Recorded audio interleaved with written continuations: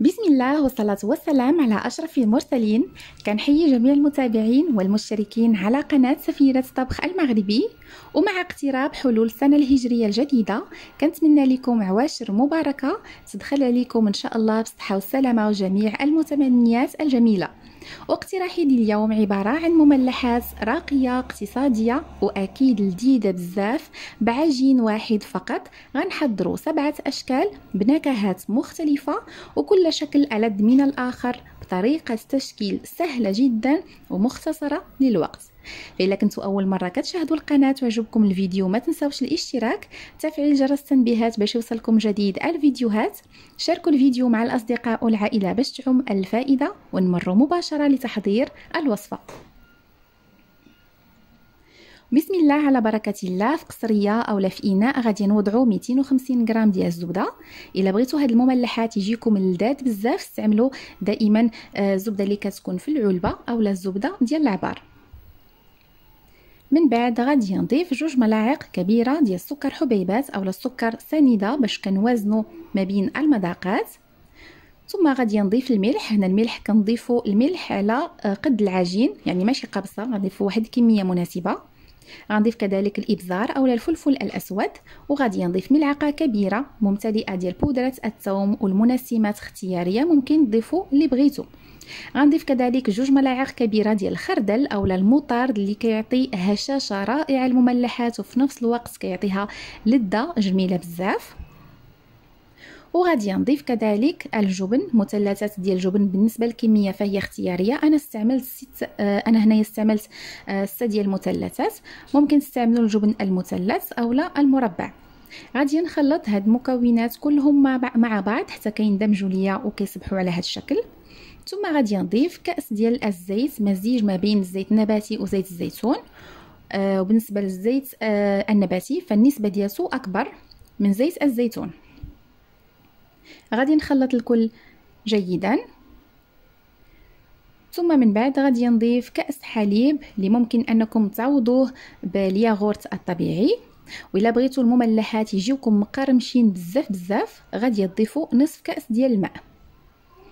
غادي ندمج هاد المكونات جيدا مع بعض. ثم غادي نضيف الجبن المبشور، جبن احمر مبشور، الكميه اختياريه، كيعطي لذه. الاضافه ديالته كتعطي واحد لذه جميله بزاف لهاد المملحات.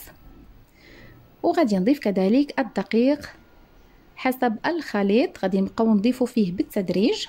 غنضيف كذلك كيس واحد من الخميره الكيميائيه من فئه 8 غرام. وغادي نخلط الكل جيدا. بالنسبه للدقيق ضروري يكون نوعيه جيده خاصه بالحلويات، وضروري خاصو يكون مغربل. وكنبقى نضيف فيه يعني بالتدريج حتى كنتحصل على عجين اللي كيكون ارطب، ما خصوش يكون قاصح نهائيا، خاصو يكون ارطب على هذا الشكل، ما كيلتصقش باليدين. بالنسبه للكميه اللي استعملت فهي 820 غرام، والكميه راها كتختلف على حسب نوعيه كل دقيق. من بعد غادي نقسم العجين الى 6 كرات اللي كيكونوا متساويين. غادي نلولبهم وغنحتفظ بهم في الثلاجه.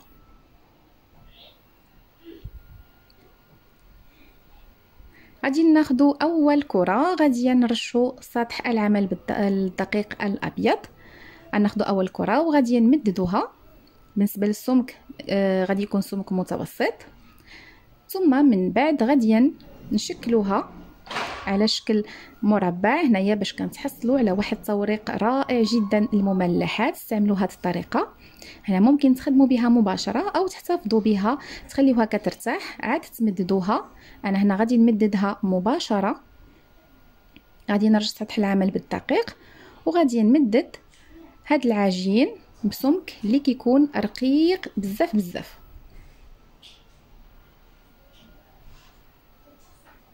على هذا الشكل كيف ما كتلاحظوا ضروري خاص سطح العمل يكون كيظهر من خلال العجين. من بعد غادي نزولوا الجوانب باش كنتحصل على الشكل ديال مربع اولا مستطيل اللي كيكون مقاد. وهذوك الزوائد ديال العجين اللي كنزولوهم هما اللي غادي نحضروا بهم الشكل السابع ديال المملحات. وبالنسبه لهذا النوع غادي نسموه بمعجون الزيتون الاسود اللي فايت لي وحضرته معكم في الفيديو السابق. غادي نخلي لكم الرابط في صندوق الوصف. غادي ندهن جيدا سطح العجين بالزيتون، وهذا النوع ديال المملحات كيجي صراحه لذيذ بزاف بزاف.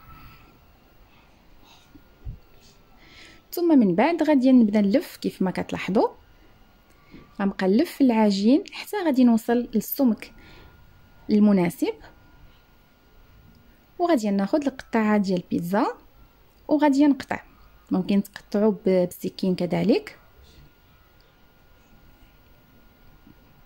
وهذا الحربو اللي تحصلت عليه غادي نحتفظ به في المجمد، وبنفس الطريقه غادي نكمل الكميه كلها اللي عندي. بالنسبه لهاد القطعه ديال العجين عطاتني 3 ديال الحرابل.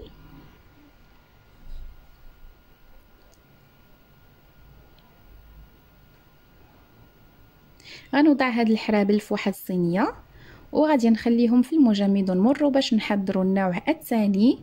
غادي نرشوا سطح العمل بالدقيق وغادي نمدد العجين سمك متوسط. ثم من بعد غادي نعطيه الشكل ديال المربع باش كنتحصل على توريق المملحات، وهاد الخطوه اختياريه، ممكن ديروها ممكن لا. ثم غادي نمدد العجين، مربع العجين بسمك اللي كيكون رقيق بزاف بزاف. يعني كل ما كان السمك ديال العجين رقيق كنتحصلوا على مملحات اللي كيكونوا مقرمشين بزاف. من بعد غادي نزولوا الجوانب باش كنتحصلوا على مستطيل اولا مربع اللي كيكون مقاد، وهذوك الجوانب غنضيفوهم الزوائد الاخرى ديال العجين باش نحضروا بهم الشكل الاخير ديال المملحات. وهذا النوع غادي نسموه بالزعتر، الزعتر مطحون. غادي نستعمل واحد الكميه لا باس بها، وغادي نبقى نضغط بهذه الطريقه باش كيلتصق ليا الزعتر مع العجين وما كيتزولش. من بعد غادي نقطع هذا المستطيل الى 3 مستطيلات اللي كيكونوا صغار، وكنبدا نحربل. اول مستطيل غادي نبقى نحربل كيف ما كتلاحظوا، وملي كنوصل للمنتصف صافي كنحبس. ثم مباشره غادي نحربل الجهه المقابله باش كنتحصل على الشكل ديال البالميه.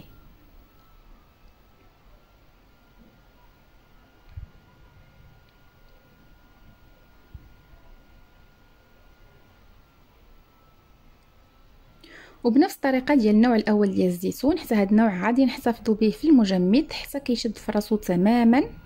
عاد غادي نشكلوه. انا هنا احتفظت بالنوعين بجوجهم في هذه الصينيه، غادي نوضعهم في المجمد حتى كيشدوا في راسهم. حنا ما بغيناهمش يتجمدوا، لانهم الا تجمدوا وقطعناهم غادي يتهرسوا، غادي يتفتتوا معنا. فلهذا غير حتى يشدوا في راسهم مزيان ويسهل عليا التقطيع. عاد غادي نخرجهم من المجمد صافي، وغادي نقطعهم. هذا النوع ديال النوع الاول اللي استعملنا فيه معجون ديال الزيتون غادي نقطعو بهذا السمك. من الافضل يكون واحد السمك صغير.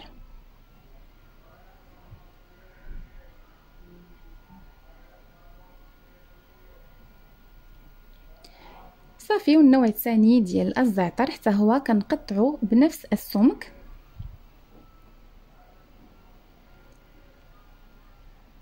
والنوعين بزوج كنوضعهم في صينيه اللي كتدخل الفرن. بالنسبه للفرن ضروري يكون ساخن جدا. غادي ندخلوهم على درجه حراره منخفضه حتى كيطيبوا على خاطرهم. من بعد غادي نمروا باش نحضروا النوع الثالث. غناخذوا كره عجين، غنحاول انني نبسطها قليلا. غادي نوضع عليها ملعقه صغيره ديال صلصه اولا مركز الطماطم. غنوضع ملعقه صغيره كذلك ديال الهريسه. هذا النوع صراحه كيجي لذيذ بزاف، وغنلونوه فقط بمكونات اللي هي طبيعيه. غنحاول ندخل هذاك مركز الطماطم والهريسه مع العجين جيدا. هنا الا بغيتوا اللون يجيكم احمر بزاف غادي نضيفوا البابريكا كيف ما ضفت انا واحد ملعقه صغيره ديال البابريكا. غنخلط جيدا وغادي نحتفظ به في الثلاجه حتى كيشد في راسو. عاد مباشره غادي نخدم به. غادي غنمددوه مباشره فوق ورق الطهي باش هكذا ندخلوه مباشره للفرن. غادي نمدد بسمك اللي كيكون ما بين رقيق والمتوسط.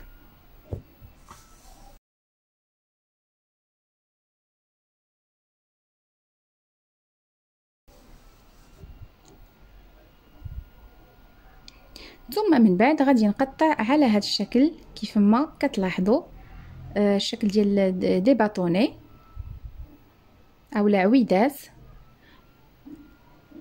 غادي نقطع من المنتصف ثم من الجوانب باش كنتحصل على هذا الشكل. من بعد غادي ناخذ اول قطعه وغادي نلفها بكل سهوله وكنتحصل على هذا الشكل اللي كيجي صراحه جميل وراقي بزاف. بالنسبه لهذا النوع ديال العجين اللي ضفت ليه مركز الطماطم والهريسه، فهاد المكونين ملي كنضيفوهم العجين كيطرخ ليا. هذا علاش انا ملي غادي نشكل هذا العجين مباشره غادي ندخلو المجمد حتى كيشد في راسو، عاد غادي ندخلو الفرن باش ما كيفقدش ليا هذاك الشكل ديالو. ممكن نتوما ملي تضيفوا هاد المكونين تزيدوا تضيفوا واحد الملعقه حتى ل2 ملاعق كبيره ديال الدقيق، وممكن مباشره تخدموا به بدون انكم تدخلوه المجمد. من بعد غادي ندخلوه الفرن الساخن على درجه حراره منخفضه. غادي ناخذ قطعه عجين وغادي نشكلوا النوع الرابع ودائما فوق ورق الطهي باش ندخلوه مباشره للفرن. غادي نمدد العجين بسمك اللي كيكون ما بين رقيق ومتوسط. غادي نزول الجوانب والجوانب غادي نحتفظ بهم باش نشكل بهم النوع السابع ديال المملحات. ثم غادي ندهن سطح العجين بيضه كامله اللي ضفت لها قطرات من الخل. وهذا النوع غادي نزينوه بالجبن المبشور. غادي نضيف كميه لا باس بها من الجبن المبشور وغادي نزين بالقليل فقط من بذور الخشخاش اولا البافو، غير باش كيعطيني واحد المنظر جميل. غادي نقطع على هذا الشكل، شكل ديال اعواد اولا دي باطوني.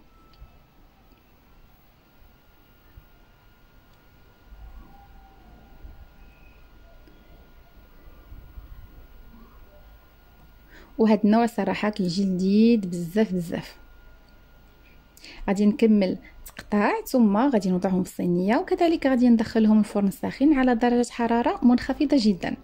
غادي نمروا باش نشكلوا النوع الخامس. غادي نوضع دائما العجين فوق ورق الطهي، غادي نمددو جيدا بسمك اللي كيكون ما بين رقيق ومتوسط. وفي هذا النوع غادي نستعمل الجراره اللي كنخدموا بها في الشباكيه، وغادي نزول اولا الجوانب باش كنتحصل على مربع اللي كيكون مقاد.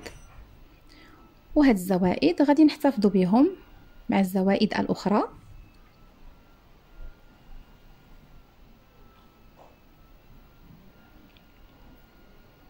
ثم غادي نقطع الى اشرطه، في الاول اشرطه بالطول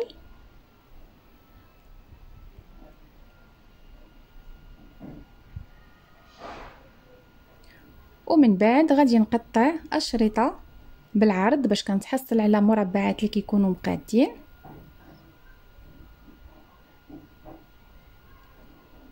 ثم من بعد غادي نقطع على شكل مثلثات. هذه الطريقه سهله جدا باش نقطعوا بها المثلثات، يعني كنقطعوا في نفس الوقت هذا العدد الكبير.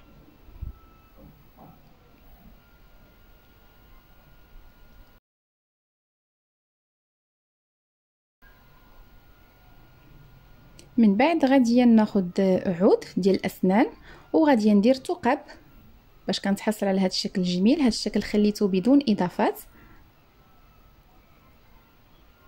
وغادي ندهنوا ندهنها السطح ديال العجين كامل بالبيض،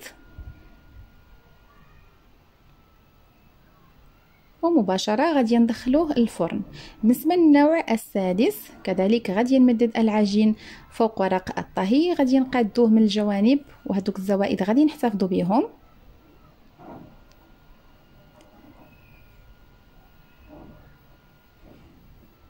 ثم من بعد غادي نقطع الاشرطه بالطول ومن بعد اشرطه بالعرض باش كنتحصل على مربعات.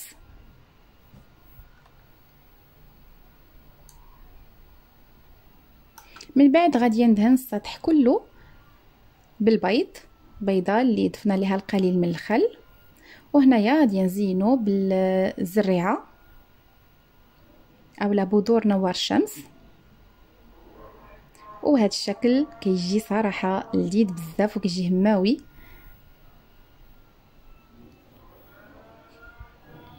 غادي نكمل بنفس الطريقه وغادي ندخلهم للفرن اللي كيكون دائما ساخن على درجه حراره منخفضه حتى كيطيبوا على خاطرهم. وبالنسبه للعجين اللي تبقى لينا كيف ما لاحظتوا هذوك الزوائد كلهم اللي زولناهم غادي نشكلهم على شكل كرات اللي كيكونوا صغار، حجم صغير جدا. من بعد غادي ندوز هاد الكرات كاملين في البافو. هنا ممكن تستعملوا دوزهم في بياض البيض في الاول، عاد تدوزوهم في البافو باش كيشد لكم مزيان. صافي غادي نوضعهم في صينيه وغادي ندخلهم من الفرن اللي كيكون دائما ساخن جدا على درجه حراره منخفضه. وهنايا انا بغيت غير للاشاره فقط، هنا راه ملي كيطيبوا راه كيتفكوا غير بوحدهم، يعني راه ما كيلتصقوش نهائيا مع بعض. وكانت هذه هي وصفه اليوم، سهله جدا كيف ما لاحظتوا، واشكال راقيه جميله بزاف، والمذاق راه لذيذ بزاف بزاف. كنتمنى انكم تجربوها، وخليو لي آراءكم في التعاليق. إذا عندكم أي استفسارات أو لا تساؤلات خليوها لي كذلك في التعاليق. كنتمنى لكم عواشر مباركة وسنة سعيدة إن شاء الله تدخل عليكم الصحة والسلامة وجميع المتمنيات الجميلة. وصلنا لنهاية الفيديو، نتلاقاو إن شاء الله في فيديو قادم مع وصفة جديدة. إلى اللقاء.